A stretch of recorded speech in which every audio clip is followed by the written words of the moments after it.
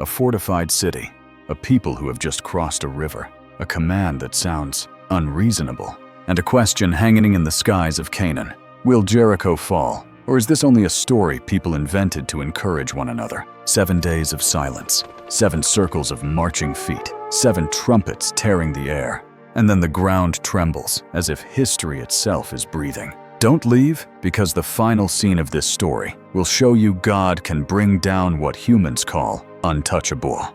And if you want to hear more Bible stories like this, remember to like, share, and subscribe. That morning, mist still lay low like a thin veil over the fields near the Jordan River. The Israelites had just set foot on the land, promised for generations, and their hearts still hadn't fully caught up with what their eyes had seen. They had crossed the river as though walking on a dry road. But right ahead stood Jericho. Jericho loomed like a sleeping beast with teeth, thick walls, heavy iron gates, guards peering from the stone heights. Scripture records, now Jericho was straitly shut up because of the children of Israel. None went out, and none came in. Joshua 6:1. The people stood behind Joshua, a crowd more familiar with wilderness than siege warfare. They wanted a quick victory to step into the promised land. But what they needed was a faith that obeys even when obedience doesn't look like strategy. That night, Joshua went alone. His steps were slow, as if weighing every breath. Jericho was before him, yet in his hands there were no siege towers, no catapults, no secret plans, only a promise. Then in the darkness and cold wind, he saw a man standing opposite him, his sword drawn. Joshua tensed and advanced, his voice sharp as a blade. Art thou for us, or for our adversaries? The man answered with a calm that chilled the air. Neither, but as commander of the army of the Lord, I have now come. Joshua 5:14. Joshua fell face down, his face to the ground. And in that instant he understood, this battle did not belong to human calculation. It belonged to the power of God. The man spoke again. Loose thy shoe from off thy foot, for the place whereon thou standest is holy. Joshua chapter 15. Joshua removed his sandals. The ground was cold beneath him, but his heart ignited, and deep within a line echoed like an emotional anchor, like a cord tying his soul to God's faithfulness. I will be with thee. Not a lullaby, a guarantee to stand firm when everything looks like it might collapse, yet the walls are still standing. Inside Jericho, a small house clung to the city wall, lit by a trembling lamp. Rahab, the woman the city despised, heard what the entire city feared. She was hiding 2 Israelite spies on her rooftop. Below, soldiers' boots pounded hard. Rahab whispered, her voice shaking, yet her eyes strangely bright. I know that the Lord has given you the land, and that he is the God of heaven above and of earth beneath. Joshua 2:11. Faith sprouted right in the middle of the walls. The spies said like an order and a plea at once, "Thou shalt bind this line of scarlet thread in the window, that we may know." Joshua 2:18. Rahab nodded. The scarlet cord dropped down thin as a hair, yet shaped like hope. On the day of judgment, there would be a door preserved. The next morning, Joshua gathered the elders and the priests. He spoke what he had received, and even he could feel how heavy it sounded in his mouth. See, I have given into thine hand Jericho. Joshua 6:2. Then he continued slowly, as if carving each word into their hearts. You shall march around the city once per day. The priests with trumpets will go before the ark. The people must be silent. Eyes widened, brows tightened, throats swallowed hard, because human instinct says break the wall. But God was teaching them walk. Day 1. The ark moved in solemn quiet. The trumpet sound was thin as thread in the wind. The people walked silent. On the walls, Jericho's soldiers laughed. A mocking shout floated down. Are you taking a stroll? Some Israelites clenched their spears, but Joshua stared straight ahead.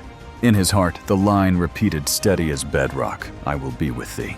Every morning they formed ranks again. Every evening they returned again.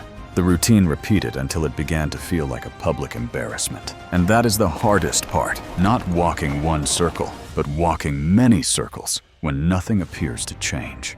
At night in the camp, whispers rose. What if they shoot arrows? What if they open the gate and ambush us? What if the wall never falls? Joshua heard it all. He had his own what-ifs, but he kept silent and held to one thing. I will be with thee. Then came a moment midway somewhere around day 3 or 4 when silence turned into a wait and hearts began to waver.